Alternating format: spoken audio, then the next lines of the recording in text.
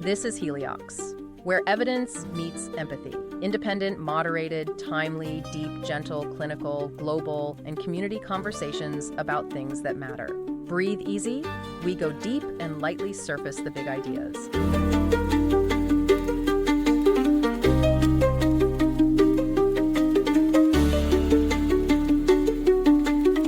Okay, let's unpack this. Welcome to the deep dive. Emotions are just so fundamental, aren't they? They guide our decisions, shape how we act. They're woven into, well, everything. Absolutely. But the thing is, even though they're so central, we still don't really fully grasp what's happening in the brain underneath it all. Especially when things go a bit awry. Yeah. In neuropsychiatric disorders, where emotions or thinking patterns are significantly challenged. Right. And that mystery is exactly what this really fascinating new study digs into. It just came out May 29th in Science from Stanford Medicine, Carl Deisseroth's group. And the big takeaway, like right up front, they've actually managed to map brain-wide activity underlying emotional responses to just a simple, mildly unpleasant trigger. And what's really cool is they found key features of this processing are conserved, shared between us and mice, despite, millions of years of evolution separating us. Wow, conserved. So finding those shared principles is like a powerful way to figure out what's truly essential, right? Exactly. If it's stuck around for that long, it's probably important. So our mission here is to explore how they found these patterns, what the experiments actually look like in humans and mice, and, what this might mean for finally cracking the code of emotion.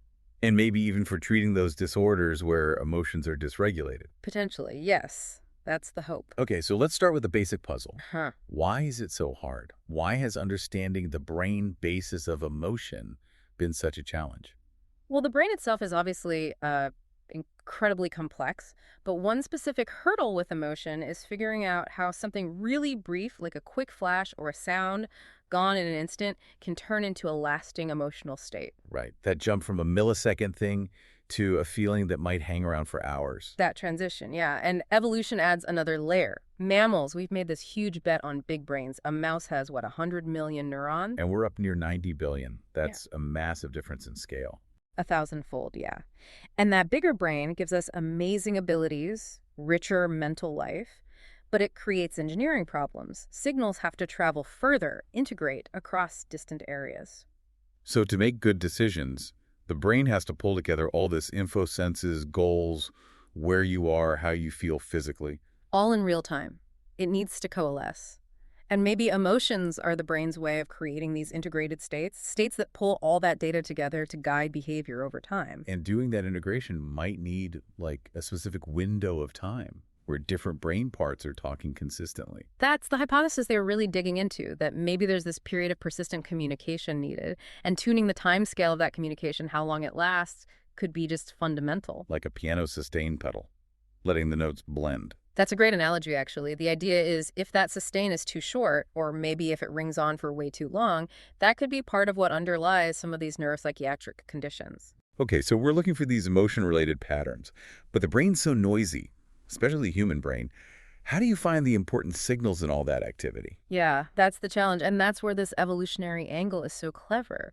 They looked for patterns, dynamical principles that are conserved, but have stuck around for 70 million years. Since humans and mice shared an ancestor. That's the estimate, yeah. So if a pattern has been maintained across that huge evolutionary gap, it's a really strong sign it's doing something fundamentally important for survival.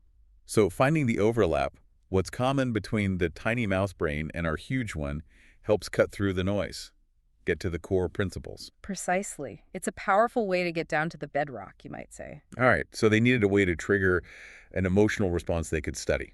Something safe, repeatable, mildly unpleasant. What did they use? They landed on something probably familiar to many of us, a quick puff of air to the eye. Like at the eye doctor's office. Yeah. Yeah, definitely unpleasant for a second. Exactly. Aversive but safe. And the key thing for research is the precision. You can control the timing, the duration, the intensity perfectly. That's critical for mapping brain responses millisecond by millisecond. It makes sense. Total control. Yeah. But how did they measure brain activity in humans? That's not trivial. No, it's not. This came from a unique clinical opportunity. They worked with patients at Stanford Hospital who already had electrodes implanted deep in their brains. Okay, why did they have those? For clinical reasons, to monitor for seizures, to pinpoint where they start so doctors can plan treatment. It's a necessary procedure for some patients. Got it. And these patients volunteered for the research while they were already undergoing this monitoring. That's right, a serendipitous chance to get incredibly detailed human brain recordings during the study's task. Okay, so they had humans with detailed brain data, and they ran parallel tests in mice using the same eye puff. How do they measure the actual response, the behavior, not just the brain signals? They measured behavior very carefully, so right after the puff, there's that immediate reflexive blink. That's just a startle. Both humans and mice do that. Okay, the basic flinch. Yeah, but they also measured additional eye closing or squinting that happens after that initial blink. This kind of sustained squinting is a natural protective thing you do when something unpleasant and unpredictable happens. And it lasts longer than the reflex, more like an emotional reaction. Exactly. It gives insight into those behaviors that outlast the simple reflex, potentially linked to the feeling itself, and you can measure it precisely. So air puffs, brain recordings, measuring the blink and the squint in both species. What did the brain activity show?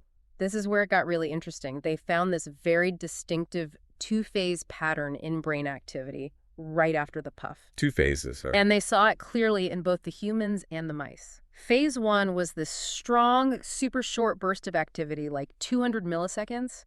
It seemed to broadcast the news of the puff really widely across the brain. The immediate alert. Something happened. Pretty much. Then came phase 2.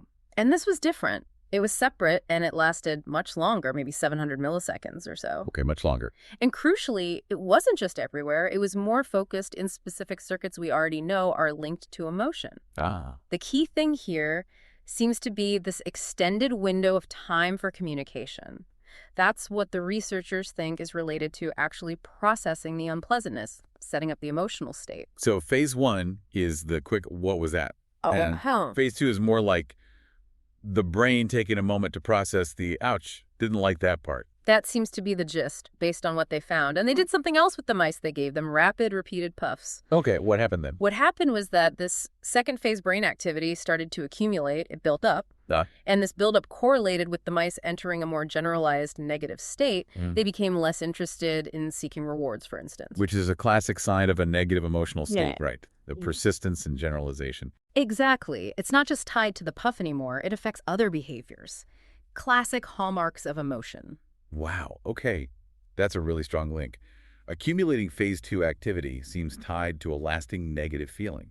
But how could they test if it was causing the feeling, not just happening alongside it? Right, the correlation versus causation question. They used a clever tool, ketamine. Ketamine, the anesthetic, or... Well, yes, at high doses. But at lower doses, it's actually FDA approved as an antidepressant, and it's known for causing dissociation. Dissociation, meaning? People are still aware of things happening, sensory input comes in, but their usual emotional reaction to it is blunted or missing entirely. They feel detached from the experience. Okay, so if that persistent phase 2 is the brain's emotional sustain pedal, maybe ketamine messes with that pedal. That was precisely the hypothesis. Does ketamine alter that persistence? So they gave a single low dose of ketamine, suitable for both species, to the human volunteers, with full consent, of course, and to the mice. And then repeated the eye puffs.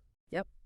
Measured the behavior, measured the brain activity, just like before, but now under the influence of ketamine. And what did the humans say?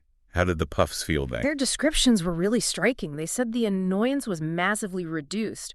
One person apparently described it as almost entertaining. Another said it felt like little whispers on my eyeballs. Wow, little whispers.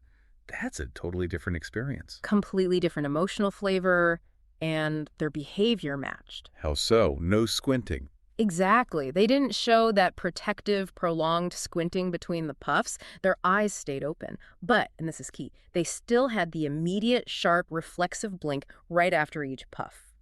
So the automatic reflex, intact.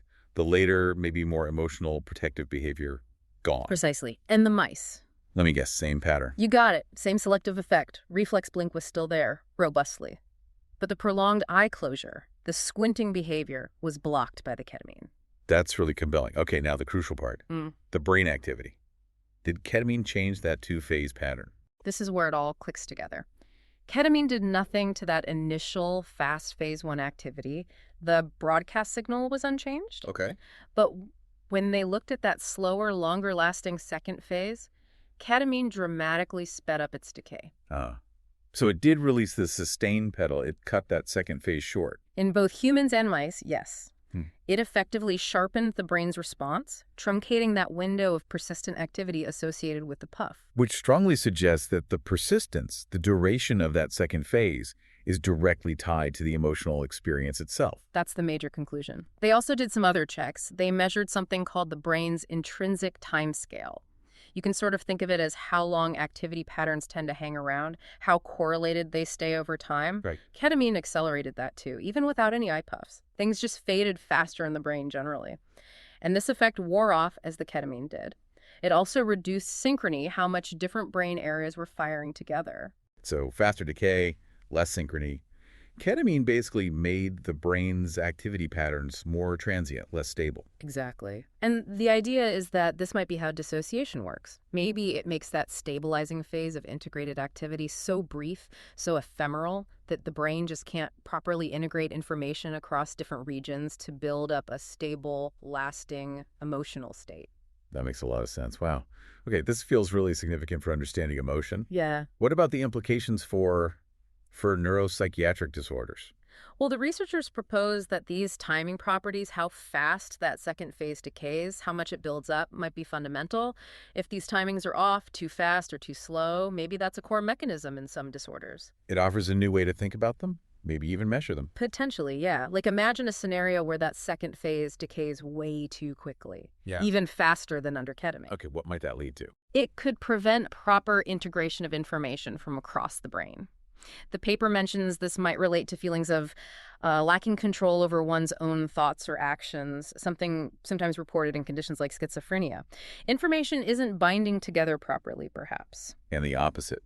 If that second phase lasts too long or builds up excessively, That could lead to what they call hyperstabilized brain states. Activity patterns get stuck. right? And that could manifest as those persistent, intrusive thoughts you see in OCD, or untimely, overly intense emotions in PTSD or depression, maybe even some eating disorders. Things just don't fade away like they should. And where this timing issue occurs in the brain might explain the different symptoms. That's the idea. Yeah. Different circuits being affected could lead to different disorders. It's not just that the timing is off, but where it's off might matter a lot. So it really hammers home that the precise timing and persistence of brain activity seem absolutely crucial. Critically important. And they even speculate beyond emotion. Could this signal persistence affect just basic information processing speed? How so? Well, if activity patterns are hyperstabilized, if they linger too long, could that make it harder to keep up with fast-paced input? Like understanding rapid speech or processing complex social cues challenges sometimes reported in, say, autism spectrum disorder. That really does open up a whole new perspective, doesn't it? Yeah. Thinking about the tempo of the brain being fundamental. Yeah. As one of the researchers involved said, it's pretty amazing what you can uncover with an unbiased look at brain activity across vast stretches of evolution, especially when you have the right tools to measure it.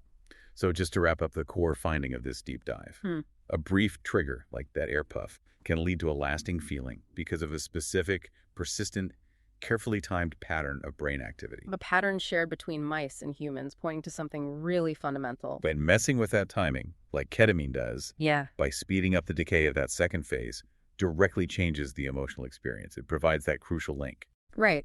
And the significance is that digging into these conserved dynamics gives us genuinely new clues about how we feel, fundamentally. And yeah, it could really open doors for understanding, maybe eventually treating, some really challenging neuropsychiatric conditions. Which leaves us with a pretty potent thought to chew on, doesn't it? If this timing, the sustained integration of brain signals, is so critical for healthy emotions, maybe even for basic processing speed, Yeah. what does that say about the importance of things that might, influence our brain rhythms or connectivity, things we often take for granted, like getting enough good sleep, or practices like mindfulness? Or even just giving ourselves enough time, enough space to actually process complex stuff without constant rapid-fire input. Exactly. It really makes you think about the basic operational needs of our brains and how crucial that underlying timing might be for everything else. Thanks for listening today. 4 recurring narratives underlie every episode: boundary dissolution, adaptive complexity, embodied knowledge, and quantum-like uncertainty. These aren't just philosophical musings, but frameworks for understanding our modern world. We hope you continue exploring our other podcasts, responding to the content, and checking out our related articles at helioxpodcast.substack.com.